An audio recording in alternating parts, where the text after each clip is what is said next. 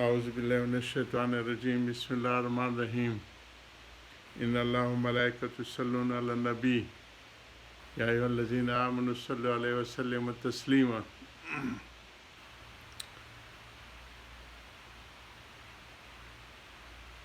عن عبداللہ بن عمر بن عاص رضی اللہ تعالیٰ عنہ انہ سمع النبی صلی اللہ علیہ وسلم یقول اذا سمعتم المؤذن فقولوا مثل ما یقول ثم صلوا علیہ فإنه من صلى علیہ صلاة صلی اللہ علیہ عشرہ ثم سلم اللہ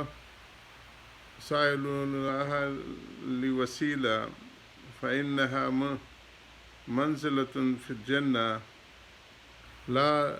لا تنبغي إلا لعبد من عباد الله وأرجو أن أكون أنا هو ومن سأل لي وسيلته حلت علیہ الشفا۔ یہ حدیث طویل حدیث ہے، حضور صلی اللہ علیہ وسلم کا خلاصہ میں عرض کر رہا ہوں کیونکہ چل رہی ہے 2-3 ہفتوں سے کہ جو مؤذن کہے وہی الفاظ کہو، اور پھر میرے لیے وسیلہ کی دعا جو عام طور پہ ہمارے الحمدللہ عادت موجود ہے، اللہم رب ھذہ الدعوۃ التامہ اور آخر تک، تو اس وسیلے میں پھر حسن حسین کی کل ہم نے ذکر کی تھی آداب دعا کے سلسلے میں، جو دعاؤں کی مشہور کتاب ہے علامہ جزری رحمہ اللہ کی، کہ یتوسل الی اللہ تعالی بانبیائہ والصالحین من عبادہ، یعنی توسل اللہ سے وسیلے کا مانگو کہ نیک لوگ اس کی وسیلت سے بھی اور انبیاء کی وسیلے سے، اور خود اس کی میں تشریح سنا دی گزشتہ مجلس میں کہ توسل و حبان فی اللہ والی چیزیں ہیں۔ اس میں خود انہوں نے فرمایا تھا کہ اس سے مراد محبت ہے، 2 قول بتائے ہیں، اس کے انبیاء کے ساتھ توسل حاصل کرے اللہ جل شانہ کی طرف سے اس کے انبیاء کے ساتھ، جیسے کہ بخاری مسند بازار اور حاکم کی روایت سے معلوم ہوتا ہے کہ اللہ کے نیک بندوں کے ساتھ، جیسے کہ بخاری میں معلوم ہوتا ہے۔ علامہ سخاوی کہتے ہیں، اور دوسرا قول آیات شریف میں یہ ہے کہ اس سے مراد محبت ہے، یعنی اللہ کے محبوب بنو کہ جیسا کہ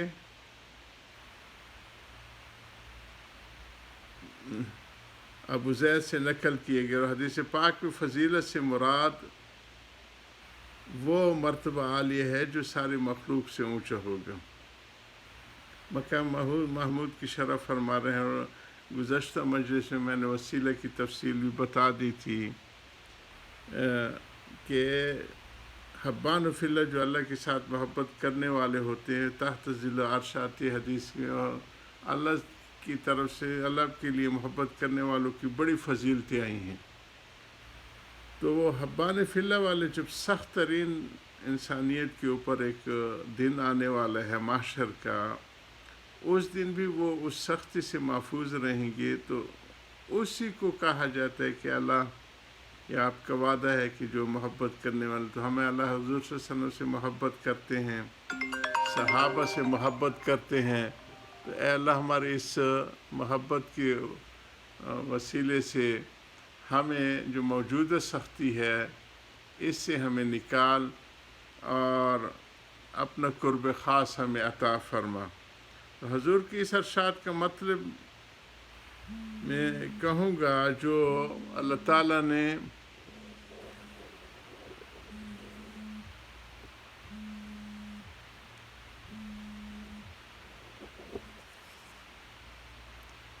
نعمان ریکارڈنگ کر رہا، تھوڑی دیر کے بعد کرو۔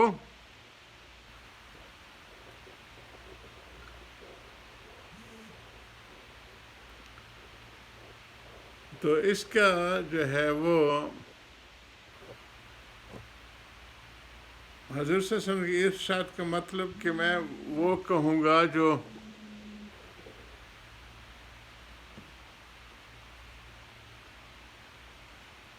کہ حدیث کی کتاب بخاری مسلم وغیرہ میں شفاعت کی طویل حدیث میں حضرت انس سے نقل کیا گیا ہے، جس میں یہ مذکور ہے کہ جب میں اللہ کی زیارت کروں گا تو سجدے میں گر جاؤں گا، اللہ جل شانہ مجھے سجدے میں جب تک چاہیں گے پڑا رہنے دیں گے۔ اس کے بعد اللہ جل شانہ کے ارشاد ہوگا، محمد سر اٹھاؤ اور کہو تمہاری بات سنی جائے گی، سفارش کرو قبول کی جائے گی، مانگو تمہارا سوال پورا کیا جائے گا۔ حضور اقدس صلی اللہ علیہ وسلم فرماتے ہیں کہ اس پر میں سجدے سے سر اٹھاؤں گا، پھر اپنے رب کی حمد و ثنا کروں گا جو اس وقت میرا رب مجھے الہام کرے گا، پھر میں امت کے لیے سفارش کروں گا۔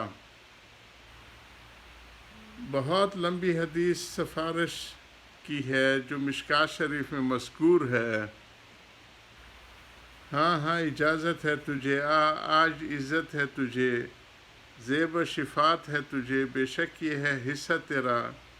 یہاں ایک بات قابل لحاظ ہے کہ اوپر کی دعا الوسیلہ والفضیلہ کے بعد والدرجۃ رفیع کے الفاظ بھی مشہور محدثین فرماتے کہ یہ لفظ اس حدیث میں ثابت نہیں،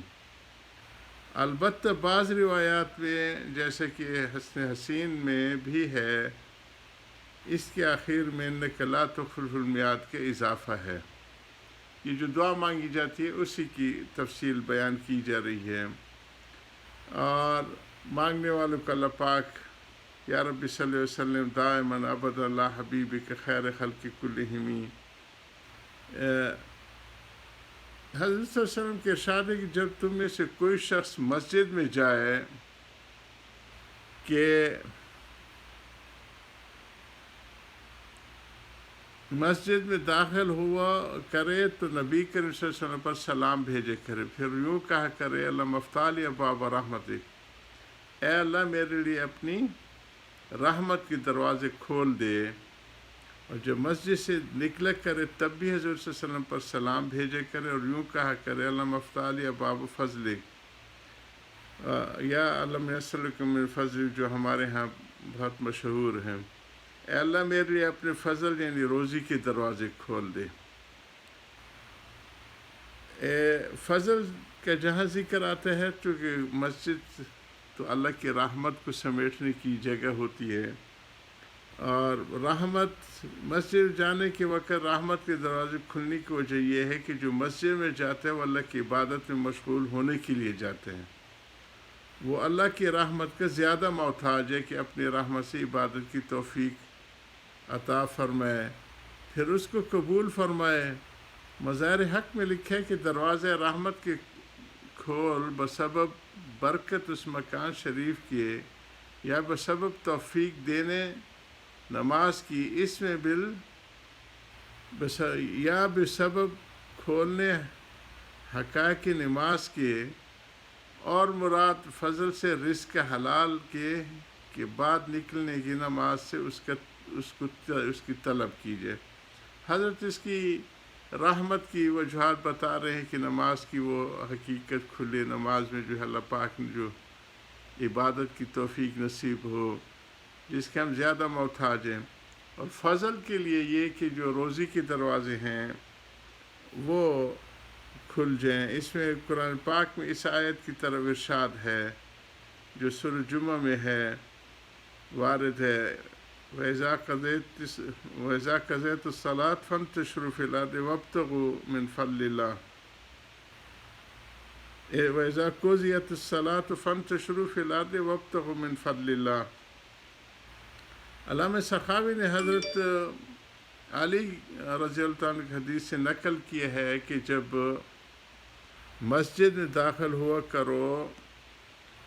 تو حضور صلی اللہ علیہ وسلم پر درود بھیجے کرو، اور حضور اقدس صلی اللہ علیہ وسلم کی صاحبزادی حضرت فاطمہ رضی اللہ عنہا سے نقل کیا گیا ہے کہ حضور اقدس صلی اللہ علیہ وسلم جب مسجد میں داخل ہوتے تو درود سلام بھیجتے محمد پر،